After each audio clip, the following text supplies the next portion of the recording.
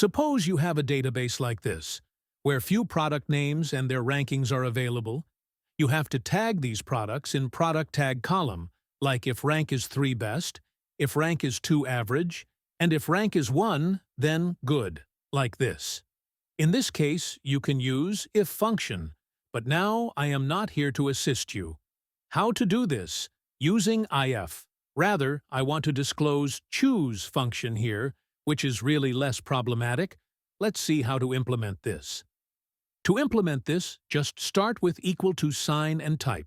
Choose open the bracket. Select the product rank cell, here it is, C3, put a comma. As separator, start double-quoted inverted comma. And type good, close the double-quoted inverted comma. And likewise, put all the parameter. Put best as last parameter because its position is 3, close the bracket, and press enter to get the result. After all steps, it looks like this. Please inform me whether this was informative or not. Have a good day.